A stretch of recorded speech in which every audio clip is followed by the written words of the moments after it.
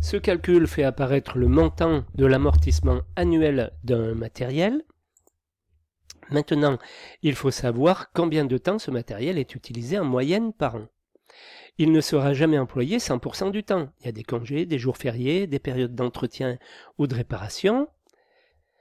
Si nous partons sur l'hypothèse qu'un matériel dont l'amortissement annuel revient à 30 000 € est utilisé que 10 mois par an, le montant de l'amortissement mensuel sera de 30 000 par 10, 3 000 € par mois. À ce prix, il convient d'y ajouter les frais d'entretien, les taxes et les assurances pour obtenir le prix de location.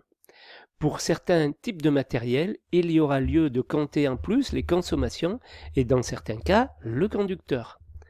Donc, calcul de l'amortissement. L'amortissement peut se calculer au jour calendaire. 3 000 € par 30 jours, ça fait 100 € par jour calendaire. L'amortissement peut se calculer au jour travaillé. 3 000 € par 21 jours en moyenne de jours travaillés par mois. 142,86 € par jour travaillé. L'amortissement peut se calculer à l'heure. 3 000 € par 151h67, 19,87 € par heure pour l'amortissement de l'engin. Par exemple, on va calculer le prix d'amortissement d'un engin de terrassement à l'heure. Valeur d'achat 75 000 €. Durée d'amortissement linéaire 7 ans. Taux d'intérêt des emprunts 10%. Amortissement du coût de la vie 4% par an. Valeur résiduelle 10% de la valeur d'achat. Utilisation 10 mois à 151 heures. Appliquons la formule qui va bien. Remplaçons chaque variable par sa valeur.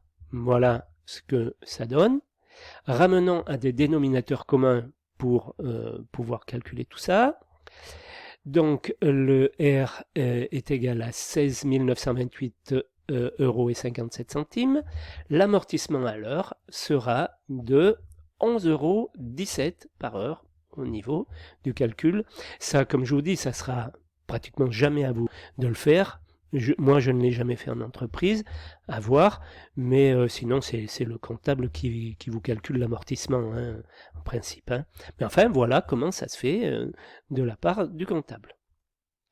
Alors, calculer le coût du matériel affecté ou indivis, c'était à petit peu près tout ce que j'avais à vous dire sur le coût du matériel. Vous voyez que ce n'est pas simple, mais en fait, vous verrez qu'en entreprise, le patron vous indiquera ce que vous avez à calculer, à compter surtout pour le matériel, vous serez toujours au courant.